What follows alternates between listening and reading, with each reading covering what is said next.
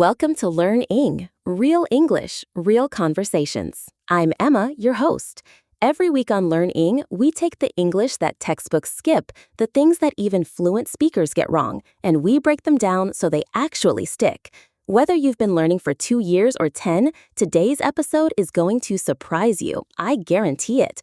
And joining me, as always, is my co-host, my favorite English learner turned English enthusiast, Ryan. Ryan, you're looking very confident today. Emma, that confidence is a front. Because I just realized this morning, while preparing for this episode, that I have been making one of today's mistakes for 5 years. 5 years! And I thought I was advanced. That is exactly why we made this episode. Listeners, if you think you're past making mistakes, this might be the most important episode you've heard all year. Let's get into it. I want to take you back to a job interview I had about 3 years ago. It was a senior position. I was nervous, but prepared. The interviewer asked me about a project I had managed. And I said, and I quote, "I have managed a team of 12 people last year." The interviewer paused, smiled politely, and moved on. I thought it was fine. I did not get the job. And only 6 months later, I understood why that one sentence sounded wrong to a native speaker. That sentence used the present perfect tense, I have managed, with a specific past time word, last year. In English, those two things cannot go together. It's one of the most common advanced level mistakes in the world, and it can cost you exactly what it cost Ryan. Here's what breaks my heart. I had studied English for 8 years at that point, and I still made that mistake because nobody had ever clearly told me the rule. Today, we are going to go through 5 common English mistakes that even advanced learners make, and we're going to fix them permanently. If you think you're already good at English, this episode is especially for you. The present perfect, I have done, she has gone, is used for past actions that have a connection to now.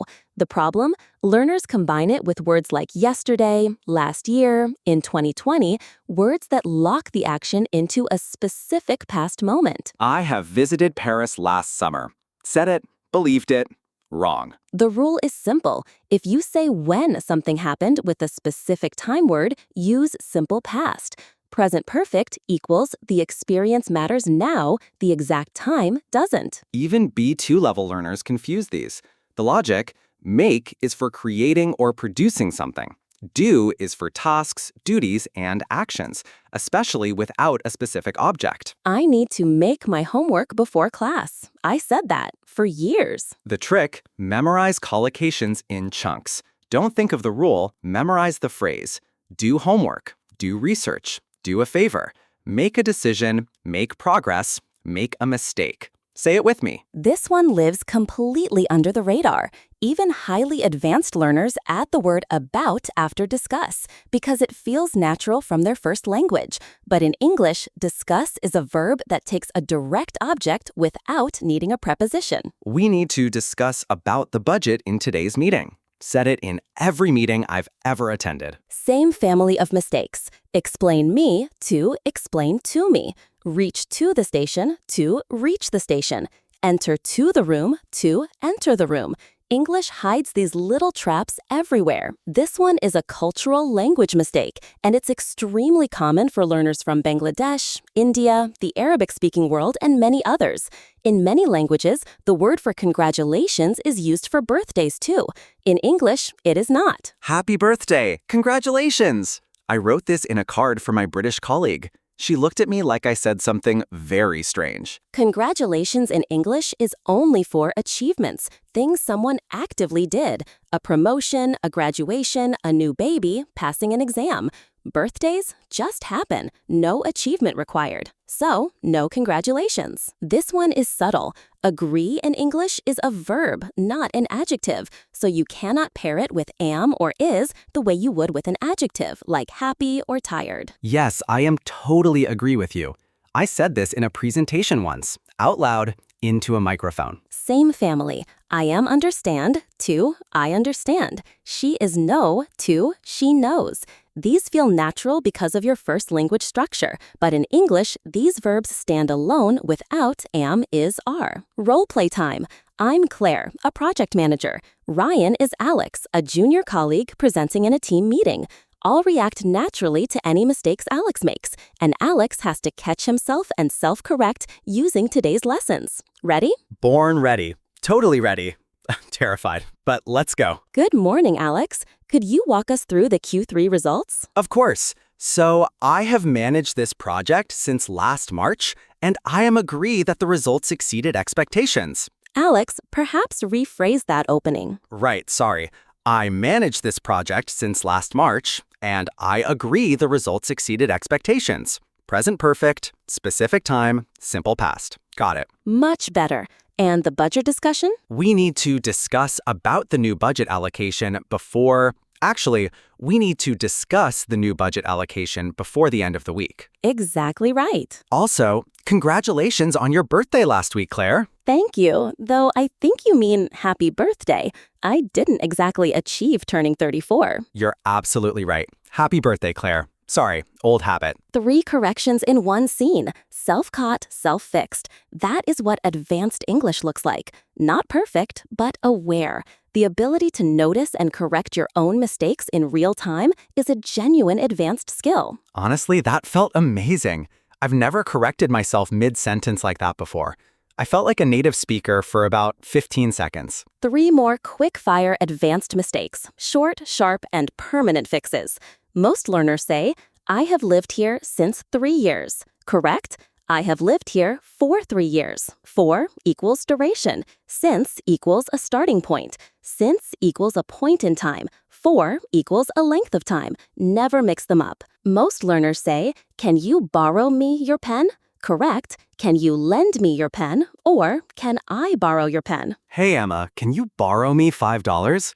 I said this to an American. She looked genuinely confused. Lend, you give. Borrow, you receive. The direction matters.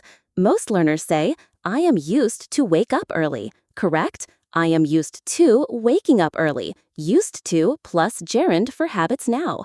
And I used to wake up early, simple past habit, I don't anymore. 2 completely different meanings. 1 tiny word. Rapid fire. Find the mistake in each sentence. 4 seconds, go. Question 1. She has graduated last June. What's wrong? Answer, she graduated last June. Specific time word last June needs simple past. Question 2. Let's discuss about our plan. What's wrong? Answer, let's discuss our plan. Discuss takes no preposition. Drop about. Question 3. I am agree with your suggestion. What's wrong? Answer, I agree with your suggestion. Agree is a verb. Never use am, is, or are before it. Question 4. I have lived here since 5 years. What's wrong? Answer, I have lived here for 5 years. 5 years is a duration, so use for, not since. 4 out of 4, you're genuinely advanced now. 3 out of 4, still excellent. Even catching 2 of these puts you ahead of most learners at your level. I got all 4.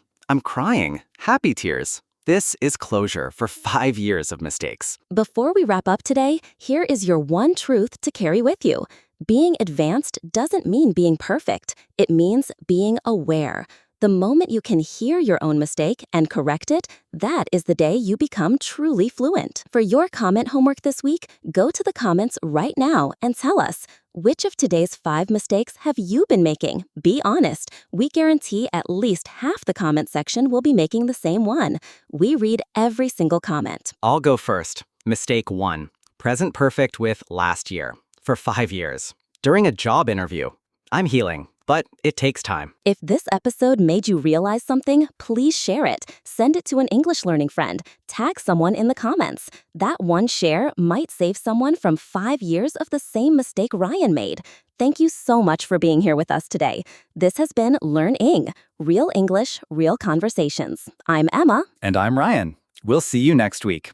Keep speaking, keep noticing, and remember, every mistake you catch is a step closer to fluency. One last thing, if you haven't already, hit subscribe and ring the notification bell. New episodes every single week, and you do not want to miss what we have coming next. And the comment section is genuinely the best part of this whole thing. Drop your confession below. Which mistake were you making? We want to know. See you next week, everyone.